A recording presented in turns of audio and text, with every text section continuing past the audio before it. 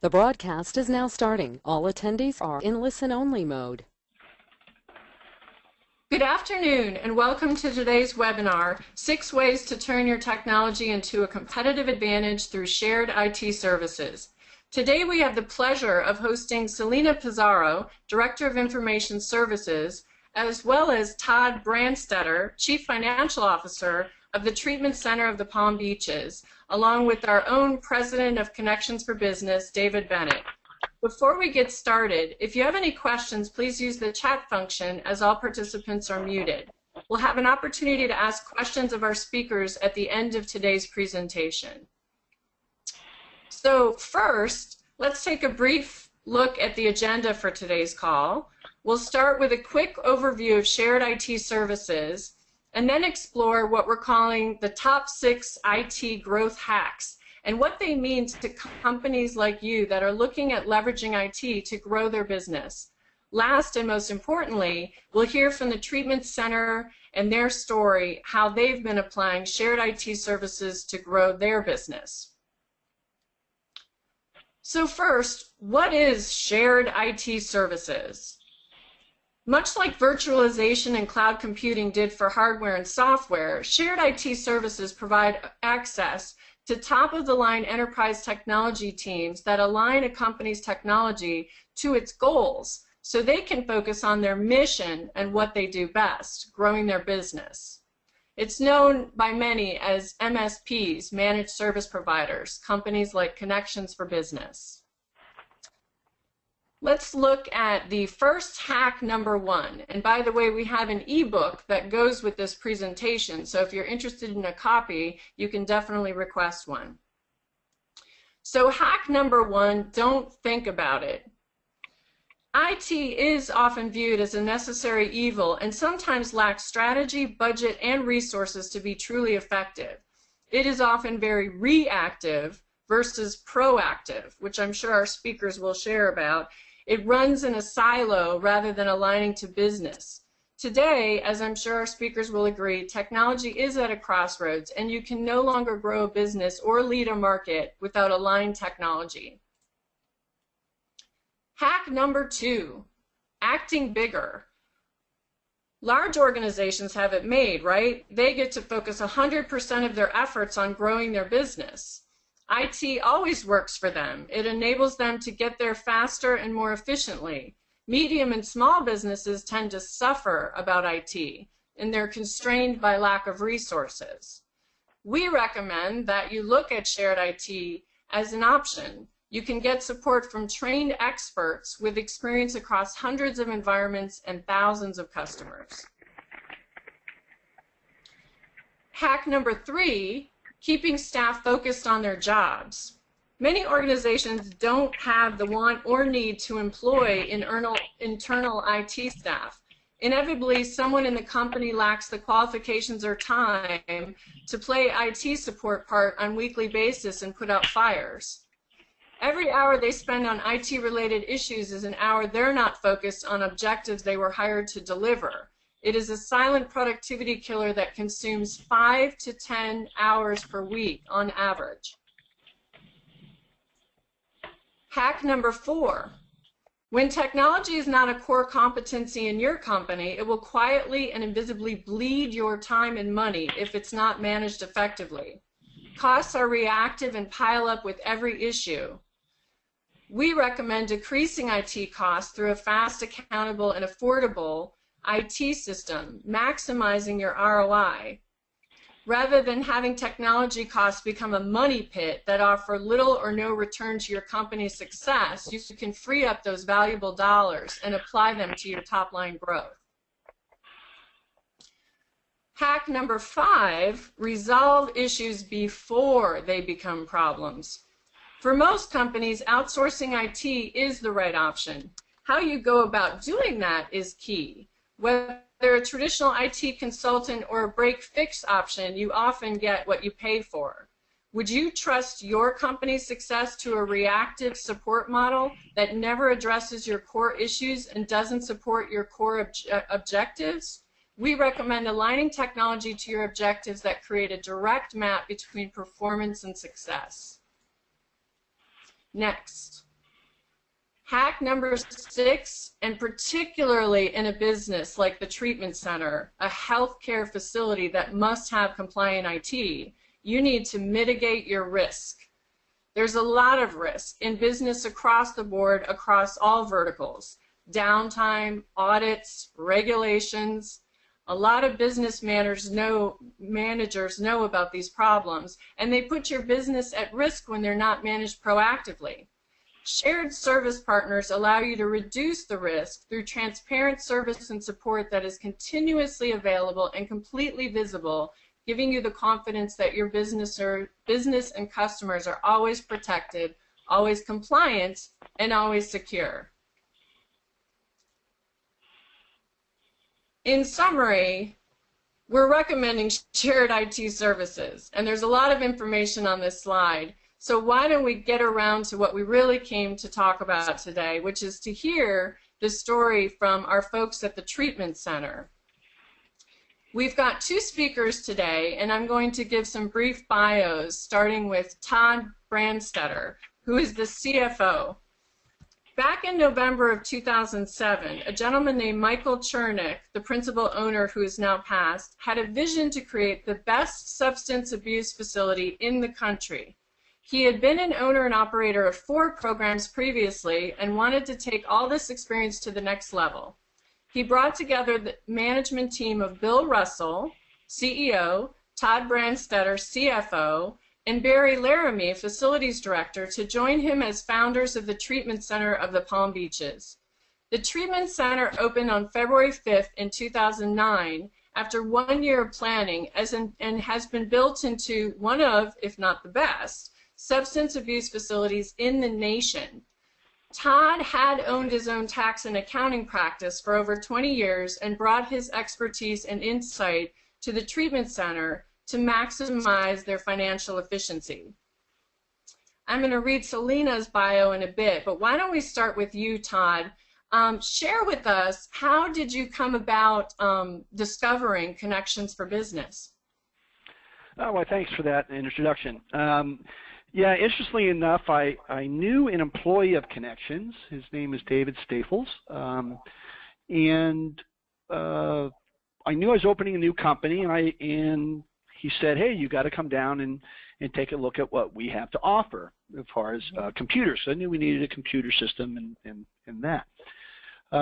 So I went down to Connections headquarters down in Hollywood and listened to a presentation there.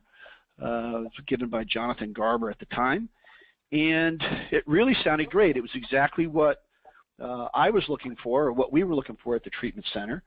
What we were looking for was a way to get a computer system where I didn't have to worry about all of the hardware constantly, worry about hiring an IT staff. I wanted something that was almost like a turnkey operation where all our equipment was always there, was always being managed and up to date, and I didn't have to hire my own IT staff and get people that need to do that. Right. And Connections was there for us, and it really worked out. I mean, I think we started when we opened, we only had like 13 workstations, and they had, of course, our server was off site. Which was great. So I knew that we didn't have to worry about the equipment here in the building, and we just grown from there. I think we have over 200 workstations now. Wow, that's a large organization. It's like what you call enterprise size, right? Yeah. And what was great about that was the other thing that attracted to me at Connections as well was the opportunity to have the system grow as we needed. We just, all it was another monthly fee to add another workstation on. And so it was a real simple growth there where, they were going to manage what needed to happen on the back end and all the technical aspects, of adding more workstations, adding more servers, making it all work and talk to each other, opening up different locations. We now have, I think, over 10 separate locations now where we have all our machines at. And so it was a way for all of that to come together seamlessly and grow in a way that I didn't have to worry about it, which was important to me. I mean, when we first opened, I'm like, oh my God, I'm going to have to,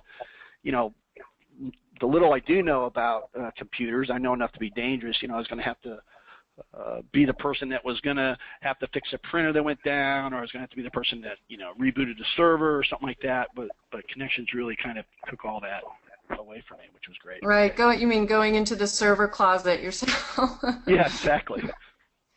Right. And we will be talking to Selena in a bit here, but what are some of the services that, are most valuable to you? And, being a CFO, there's always the financial aspect. People could look at shared IT and go, wow, that's I don't know, do we have the budget for that? But sometimes the question of, do you well, not again, have what was great about the what was great about the financial aspect is I knew it was basically a cost per workstation, a cost per server on a monthly basis. Mm-hmm. So as I'm able to now project out what my IT costs are going to be. It was almost like I was subbing out my whole IT department. I didn't have to worry about hiring an IT person, worrying about whether they were going to be sick, were they going to be at work today, what if they left, I had to find somebody else. It took all of that worry and headache on the IT side away from me. And it made the cost, very predictable and something I could rely on, month to month. I wasn't going to get any surprises or anything like that. My server broke this month, or I need to get 3 new machines, or they're out of date, or I need to update some software or whatever. All that is taken care of in the monthly fee. So it was a way for me to predict my cost going forward. And like I said, I kind of looked at it as I was subbing out my whole IT department and making it a monthly cost. So it was right. Great. A CFO does not like financial surprises, and this helps mitigate that for sure. Correct.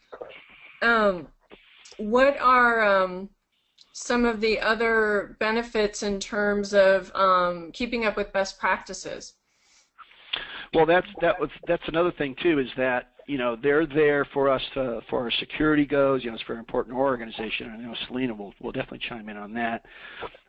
Security is very, very important for us, and for them to keep all those protocols in order, and I feel very protected from our system from any breaches, and also all our data is backed up every day, so I know my data is safe. It's not going anywhere either.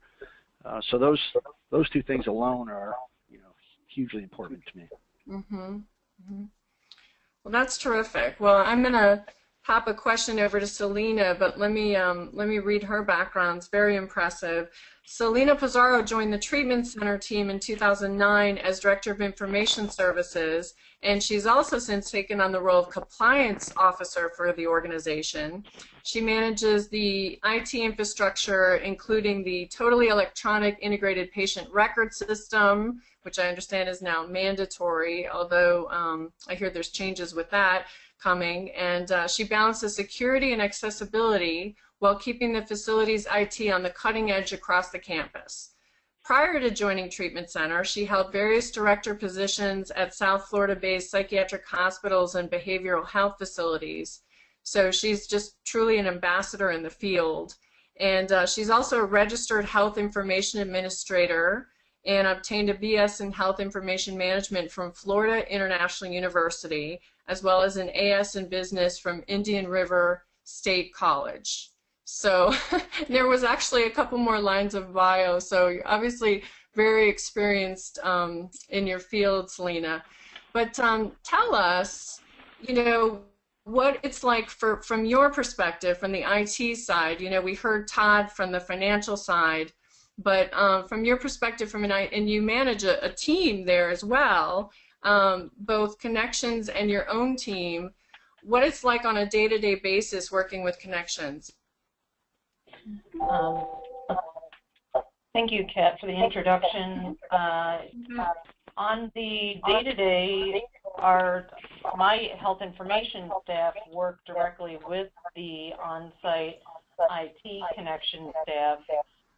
They actually have an office at the main facility, and Connections mans that for us 7 days a week, 12 hours a day. What they do essentially is help us with currently we have 605 users. Now, they're not all here at the same time.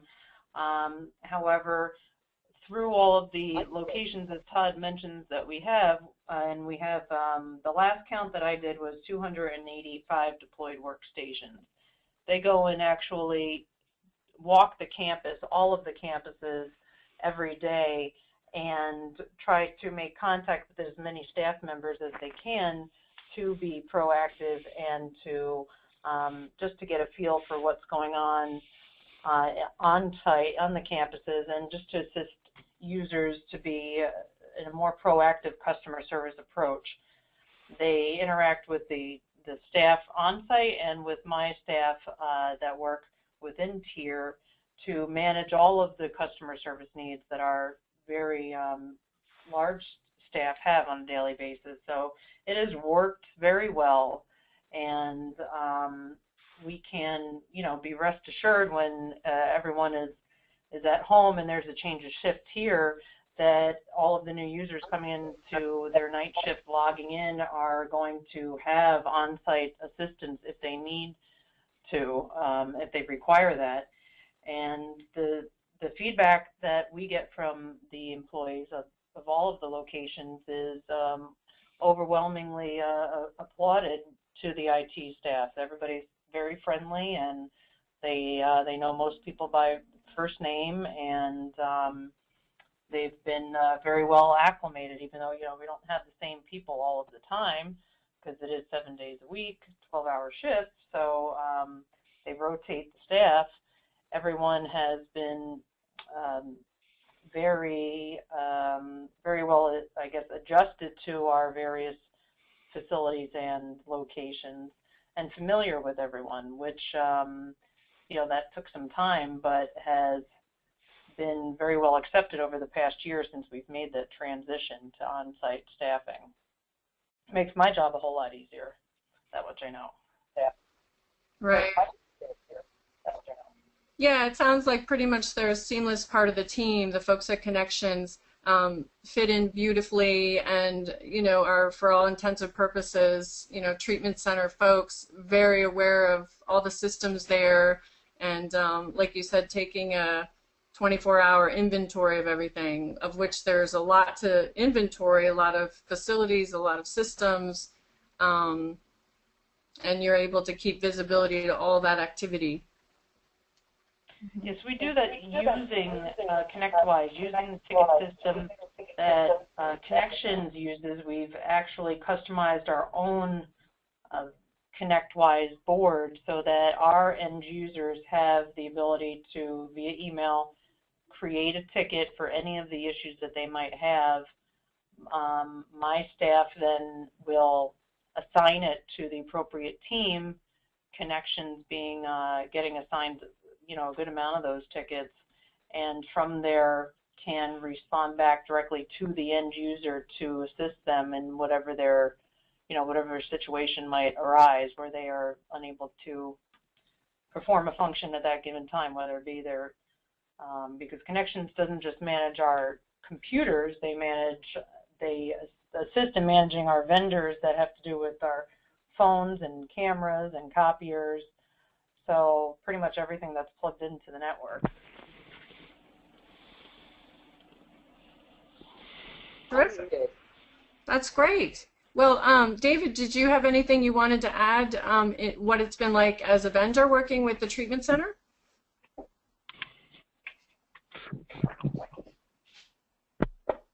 Did we lose David? I'm sorry, I muted myself there. Okay. It has been experienced in a number of ways. The growth that Todd mentioned was unprecedented in any other company I'd seen. They grew year over year in leaps and bounds until they maxed capacity in every location across their campus that they've been in. I think that's the only thing that's constrained their growth, is that they don't have any more place to grow into without building or acquiring more.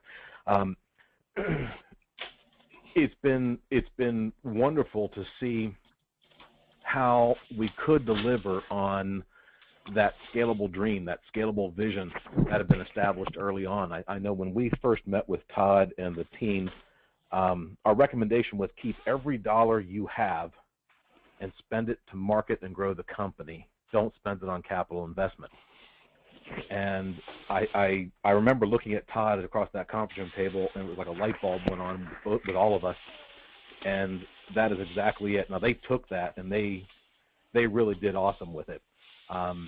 What it's demanded of us is that as they've grown at such unprecedented at such an unprecedented rate, for us to be able to scale the people, the back-end resources to keep them humming 24/7, it has been a challenge. But it's been a very interesting and a great challenge, and I think it's proved out this whole treatment center is a perfect microcosm of where we've proven out almost every single one of these hacks that we're talking about in our webinar today. When I look at the amount of time that we spend on number one, don't think about IT. You know, what Treatment Center is able to do is focus on their business. Selena's primary responsibility is the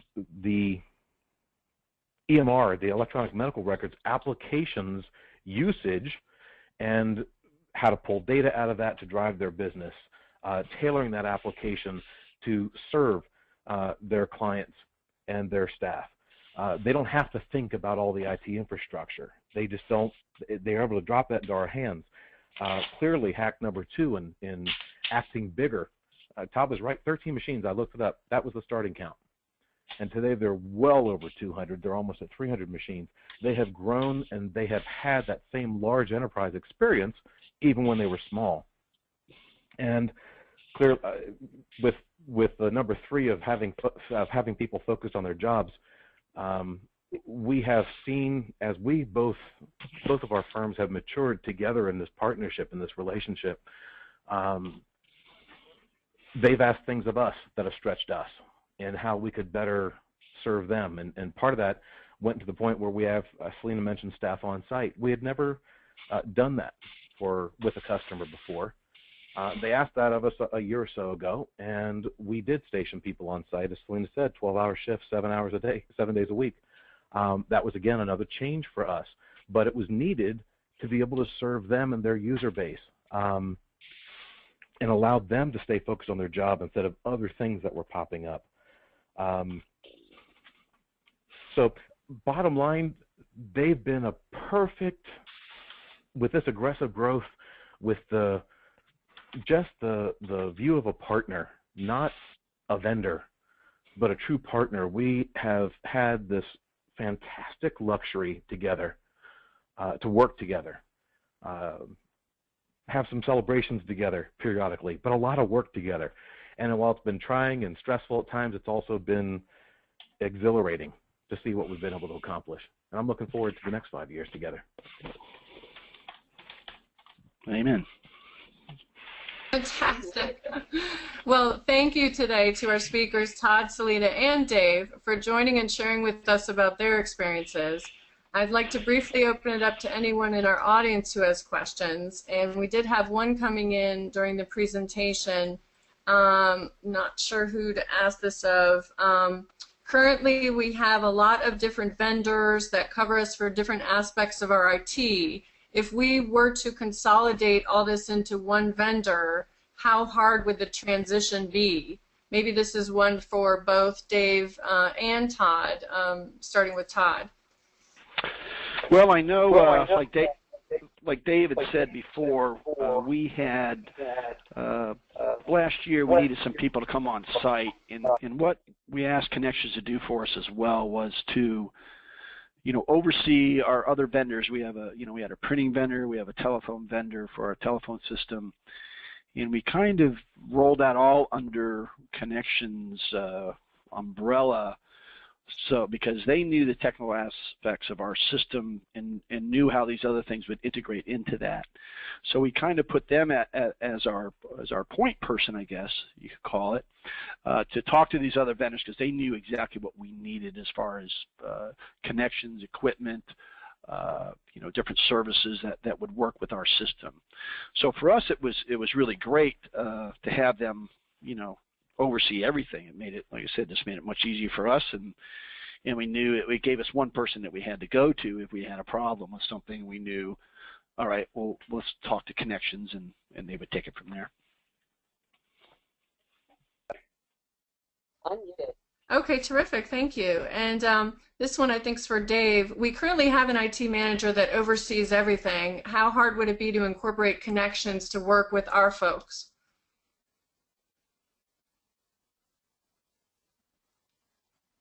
Dave? The two kind of go hand in hand. When there's an inside person, you know, I look at treatment center, and they're a perfect case in point. Selena is our inside person. Internally within our own staff, you'll often hear an expression along the lines of, "Our job is to make Selena successful." And by extension, we're saying the entire company is successful, but she's the representative of the treatment center. She's our number one client, and her role is that internal IT director. She's charged with a line of business application that is absolutely critical to the operation of the organization. If somebody were to ask me this question that you just posed, Kat, and that's, you know, it's a law firm, and there's a person who understands the nuances of that critical application or suite of applications, how the law firm operates and processes their data, that's their magic sauce, so to speak, or it's a piece of their recipe. We really support that kind of a person well. We take care of the infrastructure, allowing that person to focus on the applying technology on top of that infrastructure to grow their business. If the firm has an IT department that is not focused around a line of business application, but it's a traditional IT department, people running around doing desktops and server support, frankly, we will replace some section of that. There's two ways that we can work. One that I've seen that has worked in the past is where we handle the server core. Usually that team or that department doesn't have any capability. They don't have the in-depth capability to handle the servers and the line of business applications. They're more desktop focused, and so they could handle a piece of the desktop. You know, we'll carve that out and say anything in the computer room or in the data center is Connections, and the end user support, the desktop support, becomes the client. I see that only working on a couple of occasions. Usually, it's going to be an all or nothing, and so in the scenario where you've got a person with a line of business application or skill sets like what Selena has for treatment center, I consider that a really strong relationship, because we can really help that person achieve their goal without all the baggage of trying to run the institutional side aspect of IT. We really know how to run IT well, and we will help someone who wants to exploit that IT and leverage that IT within their business. We'll help them shine, and as a result, we'll help the business shine. Unmuted. Fantastic. All right. One last question before we close it up. How would it work if we started working with Connections? What is the process initially and ongoing?